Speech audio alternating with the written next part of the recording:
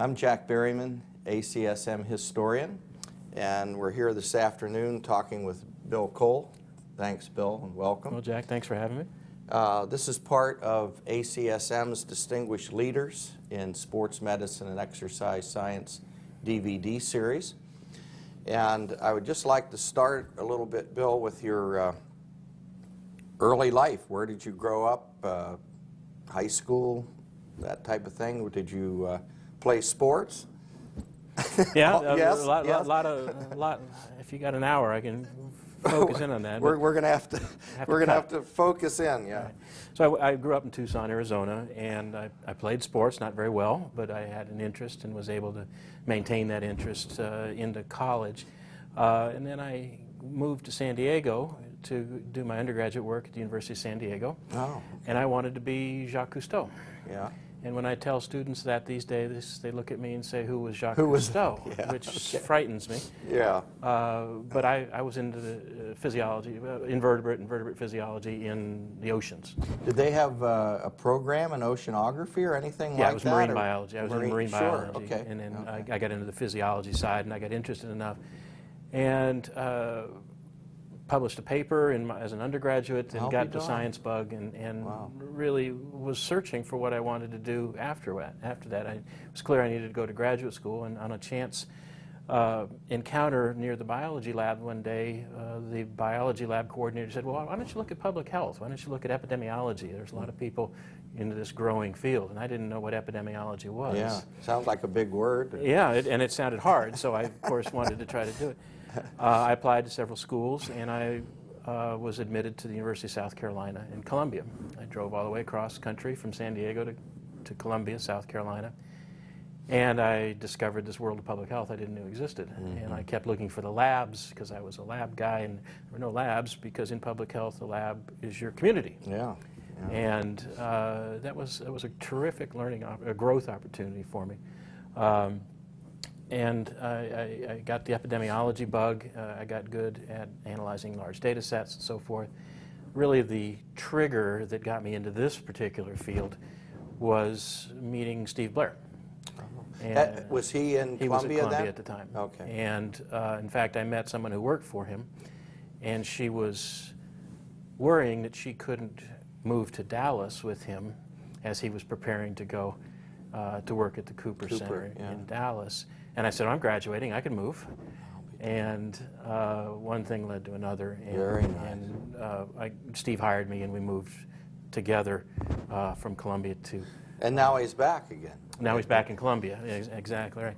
Carol Macera also, who is a longtime college member, was my master's advisor and the one who facilitated that meeting because she was working with Steve. Was she Barb's co-author in that book? In that book, in the right. book? Mm-hmm. Yeah, okay. Co-editor, I think. Or co-editor, yes. Yeah, because I did book. part of a chapter with Right. Ken Powell. Back to Tucson. So you born and raised in Tucson? I was born in St. Louis. Oh, same, okay. But I moved there when I was less than one. Did you know, were you aware of what was going on at University of Arizona at the time? No, other than sports. Okay. Just as a fan, I guess. Just as a fan. My father went there, and it was kind of the hometown university setting, but I really didn't entertain going to the University of Arizona or anywhere in Arizona. I was looking for a smaller liberal arts college to go into. So what year was it that you started undergrad? In San Diego. 1978. I went through San Diego, right? 78 to 82 in San Diego. Okay, and then right after that 82 to 84 in was Columbia. Cross-country drive. Yeah, without air conditioning one summer. The important, as that evolved, as I moved with Steve, with the master's, I realized pretty quickly I was learning tons from Steve, as good a mentor as you could ever ask for. Yeah. But I realized that I had hit the top with a master's, and I was continuing to have fun and do all the fun things. My first ACSM meeting was the year after I moved there in 1985. That was going to be my next question. Was it Steve that tipped you off? Steve introduced me to it. Okay. And we submitted some abstracts, and we got the aerobic center longitudinal mortality studies together that were presented here in 1988. And then I said I need a doctorate. And so after taking 5 years or so off, I moved to Houston. So, Bill, let me interrupt. So I lost track. So you leave South Carolina with your, was it MPH? MSPH. MSP, and then you went to Cooper Clinic. Worked for 5.5 years. Okay, okay. And then you're looking and, okay, sorry. I was looking around. I knew that at that time, I knew Okay. I needed public health. That was where my interest in. And Yeah. you know enough about this field to know that, at least from my standpoint, people come from either exercise science with a training in exercise, or from public health with training in epidemiology Yeah, or something, yeah. and they cross-pollinate. Yeah. And I came from the public health standpoint rather than the physical education or Right. the exercise science world. Right, okay. Took 5.5 years there. At Houston? No, in Dallas. Dallas. Oh, yeah, at Cooper Clinic. Right. I'm sorry. Right. But then when you went for your Ph.D. Steve was good enough to give me a leave of absence. Oh, gee. And I took a year off, and I crammed all the coursework in I could do that was added to my master's, and I was then able to qualify after years of intensive coursework in Houston. Milt Nickerman was my main mentor there, and he made it possible for me to make that happen. It was interesting at the time, there wasn't, and this I think is critical to the future people looking at this and the development of the field. I had to declare myself as a cardiovascular disease epidemiologist. Because that was the closest you Because could the get. closest there was to what I was interested in. Great point, yeah. And so I did a lot of cardiovascular disease work, and I understood the physiology, and that's kind of where my graduation lay in terms of my course of study.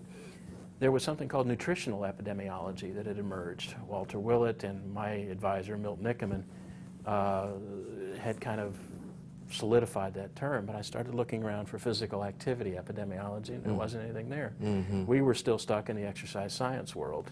Were you were aware of PAF and people like that, I had probably? met PAF in the mid-'80s. But even he wasn't doing much in that until the early 80s. Right. So- I mean, some of his early work didn't come out until 82 or Yeah. late 70s, those kind of things. I met him Okay. in Dallas. I was Okay. privileged enough to work with him. I remember him sitting across the table from me in my office and going over one of my manuscripts, which was very poorly written, word by word. What it was, Word did he have by his word. glasses He had down his like glasses on this? his nose, and I could see him as if it was yesterday. He was remarkable as a soft-spoken but very determined and disciplined driver. I don't think he really accepted the mantle of the leader of this emerging field for a while. Yeah. But I took those lessons. I took lessons from Steve and others who I was fortunate enough to meet, Bill Haskell, Oh, wow. Yeah. who were all group. through the Cooper Institute Scientific Board. Steve was really the nexus of that. And then I finished my Ph.D. in 1993. So it was really neat because basically a year's leave of absence, you were able to knock off the coursework, come back and still work there, you probably were able to collect data there? Yeah, for we your, had ongoing for your data, and I did my dissertation. That's what I Yeah. wondered. Yeah. Did my dissertation on as part of my job, which was kind of cool. How neat is that? Right. So what did you do that on, Bill, while we're on Well, that? my dissertation involved looking at an extension of the aerobic center longitudinal study, our many mortality and Yeah. morbidity studies that focused not necessarily on fitness outcome or fitness exposures and mortality, but the physiologic responses to exercise and risk of mortality. We had these enormous data sets with treadmill examinations on everyone, and we could follow people's heart rates over the course of time and their blood pressure response over time. And I took a look at some of those more clinical measures of cardiovascular response to exercise in a large follow-up study to see what might predict. And really, the maximal blood pressure response, if it goes up tremendously during the course of maximal exercise, was the best predictor of what we're doing. Okay. It was I got several papers out of it. Sure. It was just an ongoing kind of process. So you finished your degree in 95? 93. What was the next stop?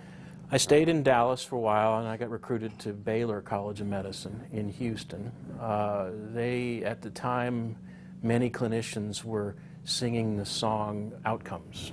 They wanted someone to be able to measure their outcomes to tell them how good doctors they are. Yeah, what kind of job they did. What kind of job they did. And it's particularly challenging in the world of orthopedic surgery, sports medicine, because they think they have the best, but at the time there wasn't an understanding of which knee operation was best, how long it takes for rehab, those kind of things. Yeah.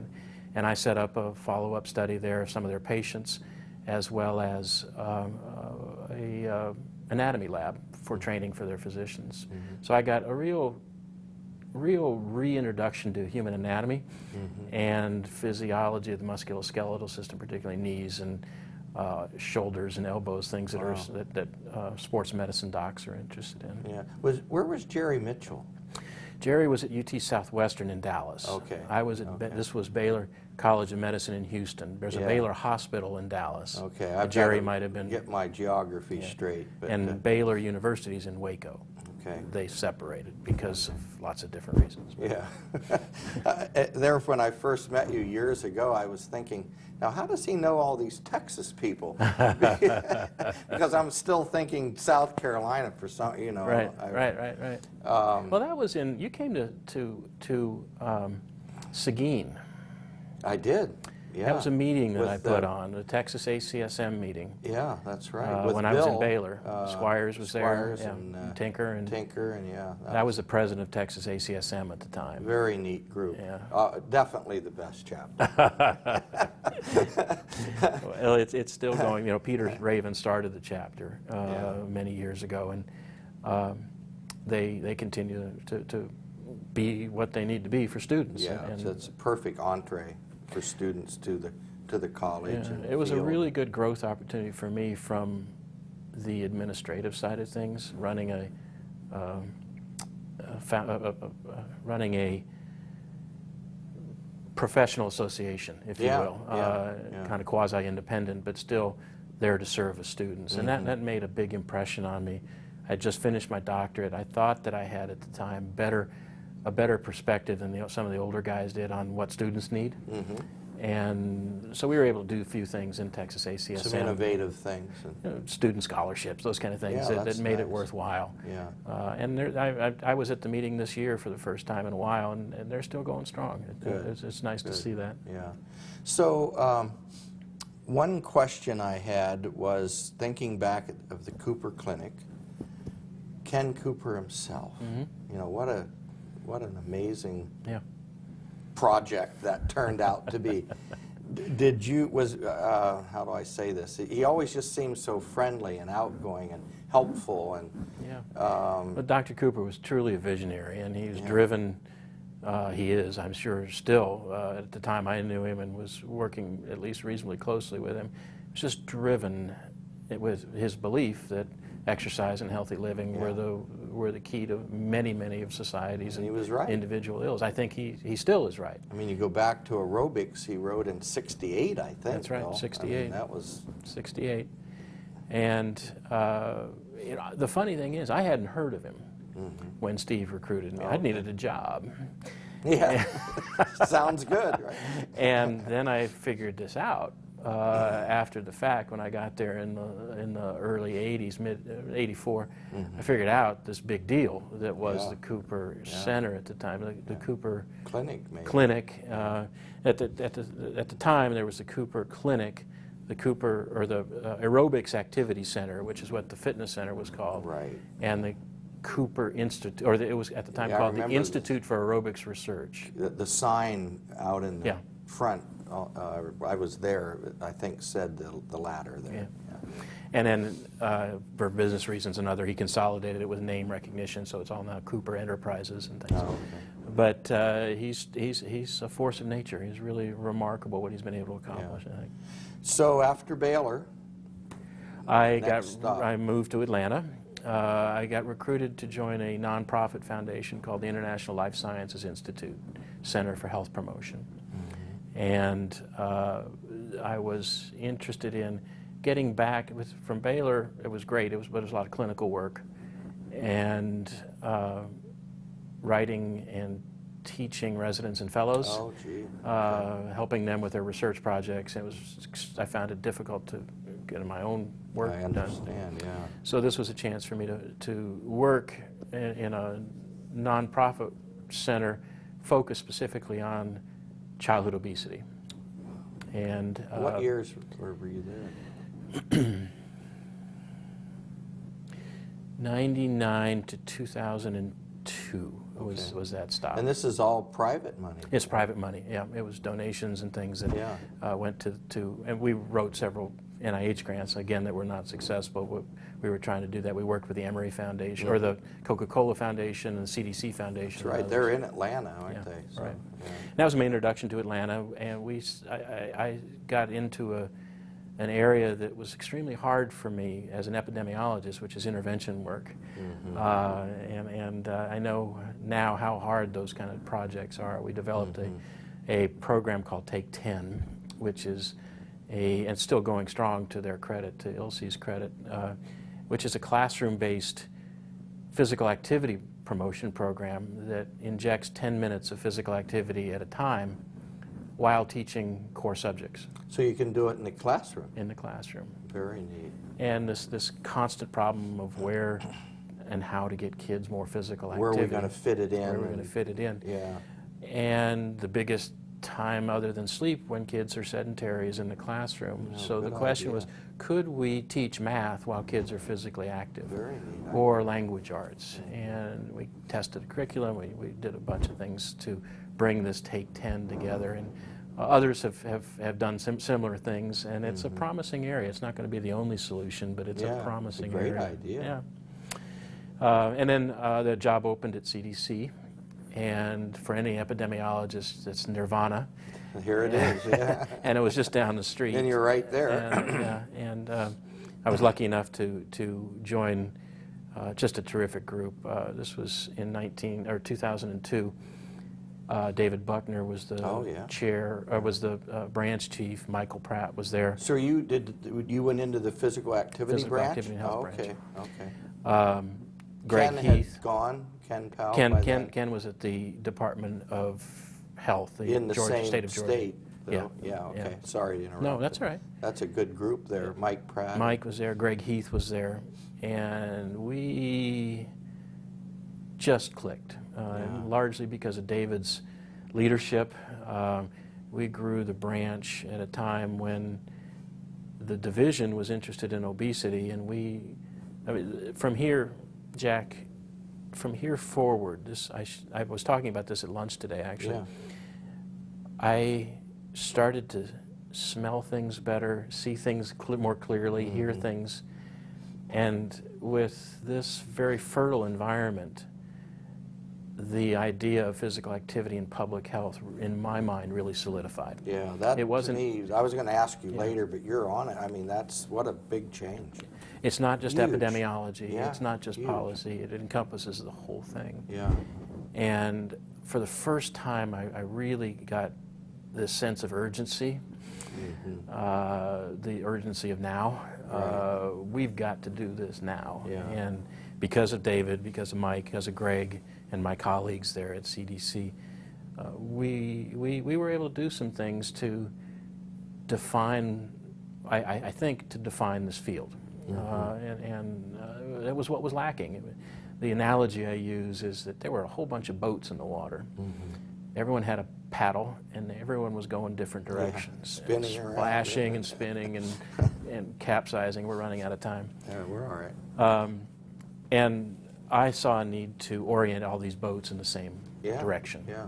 And I think we've been able to at least establish a footprint of what is physical activity in public health. Not where I started, which is cardiovascular disease epidemiology. What a big difference. Of which cardiovascular disease is such a small part, but physical activity in broad stroke. Surgeon General's report, 96, I think. you went to CDC when again? 2002. 2002. Yeah. Okay, so that had been out and so Mike was forth. the main driver. Mike Pratt was the main driver of the internally for the Surgeon For General's that, part. yeah, which Steve was was the huge. scientific editor. But even at that point, I don't think the public health connection had really been made, or at least not strong enough. I don't think so. The lecture I give, the little bit of history I give in some of my lectures, Jack, point to the mid-90s as the turning point. Yeah. We had in '92 the NIH Consensus Development Conference, 95 and 96 the Surgeon General's report, AHA statements and the like, that said, hey, wait a minute, physical inactivity is as important as blood pressure, as tobacco use and other kinds of things. And at the time, ACSM was still, Mike Pollack had still had just published one of the guidelines position stands about quantity and quality of exercise. I remember it, yeah. Yeah, and it was that kind of healthy tension that Mike, and through Steve, I'm sure, because I was there listening to him, he got a few sentences in there that it may be something different than this for if you're not interested in performance or for training. Yeah. And I really point to that 50 years from now as the door opening. Real And Steve turning was point. Steve was just critical. Bill Haskell, these people. I was going to say Haskell was big into that right then too. Right. And so it kind of got taken off. 90s, more papers were coming out, more work in this area, still a lot of oars in the water. When we started to develop the physical activity guidelines in 2005, we meaning I was the point CDC person, and Rick Troiano at NCI, he was on leave to the Office of Disease Prevention and Health Promotion, was the kind of the point person for DHHS. We, as well as staff and other of our colleagues, were really the key people to put the whole guidelines process together. And I cannot emphasize historically how important I think that was, because we had the dietary guidelines for years. They're congressionally mandated. There's money for them. Yeah. And I remember going up to CDC and testifying in front of the Dietary Guidelines Advisory Committee, which eminent scientists trying to set the stage for the issuing of the guidelines. And I gave a presentation where I think that CDC believes that there should be separate physical activity guidelines. Heretofore, they had been only in the dietary guidelines. I'll be darned, I didn't know that. Yeah, any mention, and it wasn't until 2005 maybe that there were any mention of physical activity in dietary guidelines. And to me, that was totally unacceptable. And to the rest of us in this growing recognition of we can't just be nutrition and physical activity. Right. That set off an attempt to revise the ACSM CDC paper that Pate et al. Had published, the recommendations paper. And Steve was involved with that. Steve was too. involved with that. Yeah. And we got into some politics at HHS about doing that. We had started that. And we had the CDC authors had to step out, essentially. So Bill Haskell was the lead author on the revision, and Miriam Nelson from Tufts for the one for older adults. It was meant to be this update. And we did a double clutch and went for the big one rather than just two papers, and got it through. We basically got approval to do these guidelines from HHS. Yeah, that was a major event. So and then we got other nations, other countries doing these kind of similar things. But what we added to this, and the dietary guidelines have since helped. We actually did a systematic review of the literature, and not just a consensus of what we think was best. We actually went an extensive abstracting process to pull out key findings for the Physical Activity Guidelines Advisory Committee to make recommendations for the guidelines. We're running out of time already, I told you, but I have more questions. I got to hurry. So next stop, Texas, after Yeah, CDC? I got recruited to. I haven't been looking for a job. They seem to follow me, but or either that or I can't hold a job very often or very long. I got recruited to come to Texas. The University of Texas Health Science Center Houston was opening a new campus of the School of Public Health. They have a regional campus system, and Perfect. Austin was being opened up. Importantly, I called John Ivey at Austin, University of Texas at Austin. Yeah. He was the chair of the Kinesiology and Health Education Department. I said, John, I'd like to focus on developing a joint program if I come. We played golf one day at the kinesiology meetings in Tucson, and I spun this idea, I pitched this idea to him. And he bought it. His vision as a physiologist, he saw the need to do this. And so right now we have a program that bridges kinesiology and public health in Austin. But they're not in the same they're not in the same institution, so we're able to cross-list courses and do some creative academic things to help students find their way. That's a neat program. But importantly, from where I was in '84 to now is we're actually training people in physical activity and public health. Wow, yeah, that's neat. I was a cardiovascular disease epidemiologist. I probably still am, but where the hole is being filled now by this program, the South Carolina program. Patty Friedson has some things going on, as well as Maryland and Jane Clark. We're now to a point where we're building capacity in physical activity and public health, which to me is very cool. Oh, yeah. We don't have to bring someone from PE and try to train them in public health, or bring someone from public health, try to train them in exercise science. Put them together. They're coming up with what I think are the tools necessary to make that happen. Final question, and I have many more, of course. Your connection over the years with ACSM, we talked a little bit about chapter and chapter president, and it seems like you've given a lot of papers here, different sessions. Yeah. Ayman Lee, Paffenbarger, yourself. I mean, there's a group of you that are just doing such important things. Is this your major, shall I say, professional group, or do you still do a lot with mainstream public health groups? Or it's still the place to go, obviously, for all the leading people in the world to come.